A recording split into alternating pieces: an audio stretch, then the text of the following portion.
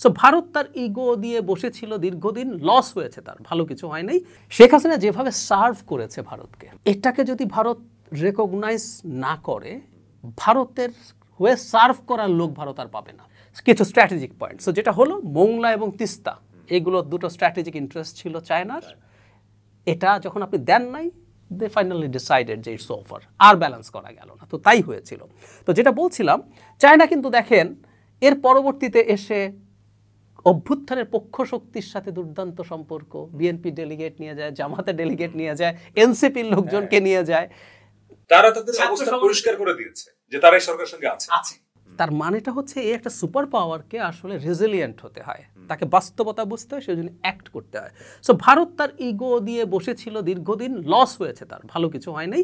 এখন আমি আশা করি অনুরোধে কোনোদিনও সে ঢেকে গেলত না, সে আসলে বাস্তবতাটা বুঝতে পারছে। যতই সে এলিনেট করতে থাকবে, কাউকে সরিয়ে দিতে থাকবে, তত আপনার প্রভাব কমবে। এই বাস্তবতা বুঝে কি সে শেখ হাসিনাকে ফেরত পাঠাবে? না, এটা পারবে না। India cannot afford that. আমি ওইটুকু হলেও কিন্তু চলবে। আচ্ছা, ভারত মানে শেখ হাসিনাকে ফেরত পাঠানো। ডক্টর ইউনূসের সঙ্গে মোদির যে বৈঠকে মোটা দাগে 3টি আলোচনা হয়েছে বলে আমরা প্রেস সচিবের বরাতে জানলাম, যে শেখ হাসিনাকে ফেরত পাঠানো, নদীর পানি ইস্যু আর সীমান্ত, মোটা দাগে। তাহলে শেখ হাসিনা 1 নম্বর ইস্যু, ওনাদের কথা যেটা বুঝতে পারছি, তার কোনোভাবেই শেখ হাসিনাকে ফেরত পাঠাবে না, ভারত যত বাস্তবতাই বুঝুক পাঠাবে না ভারত। আমরা ইভেন আমি বলি ফ্র্যাঙ্কলি, আমরা এটা বলবো, ডিপ্লোম্যাসিতে না অনেক কথা হয়, আমি আপনাকে ব্যাকফুটে নিয়ে যাওয়ার চেষ্টা করুন, নেগোসিয়েশন এরকমই। আমি তো মনে করি শেখ হাসিনা ওখানে থেকে গেলে আমরা বসলেই এই আলাপটা করব। ভারত অ্যাফোর্ড করতে পারে না দুটো কারণে। শেখ হাসিনা যেভাবে সার্ভ করেছে ভারতকে, এটাকে যদি ভারত রেকগনাইজ না করে, ভারতের হয়ে সার্ভ করার লোক ভারত আর পাবে না। একটা ইন্টারেস্টিং উদাহরণ দিই। বিজেপি সরকারের পলিসি মোটা দাগে কংগ্রেস সমর্থন করেছে, কিন্তু বিজেপি সরকারের পলিসি বাংলাদেশের প্রতি সিরিয়াসলি অপোজ করেছে কংগ্রেসেরই এক গুরুত্বপূর্ণ নেতা মিস্টার শশী থারুর। অনেক ক্ষেত্রে ইভেন শেখ হাসিনা যে কথা বলছে এটার বিরুদ্ধে উনি কথা বলেছেন, কিন্তু শশী থারুরও সমর্থন করেন শেখ হাসিনাকে আশ্রয় দেওয়া ঠিক আছে এবং তাকে রাখা উচিত।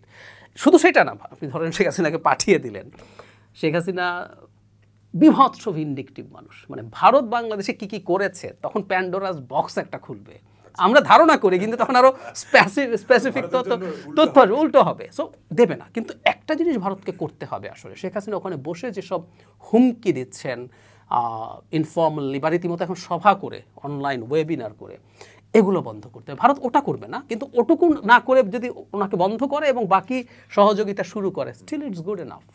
এবং ডক্টর ইউনূস 2বার, এইটা আপনার মনে থাকবে, 7ই আগস্ট অর্থাৎ উনি প্রধান উপদেষ্টার দায়িত্ব নেওয়ার আগের দিন ভারতের ইন্ডিয়া টুডেতেই বোধহয় যে ইন্টারভিউ দিলেন, সেখানে কিন্তু 7 সিস্টার্সের প্রসঙ্গে বলেছেন যে বাংলাদেশ অস্থির হলে এই ইম্প্যাক্ট ওখানে, এবং চায়নায় একই কথা বলেছেন, এবং এটা অন্য ফর্মে বলেছেন যে 7 সিস্টার চাইলে বাংলাদেশ যেহেতু বঙ্গোপসাগর এখান থেকে সুবিধা নিতে পারে, যদিও এটার কিছু মিস ইন্টারপ্রিটেশন হয়েছে।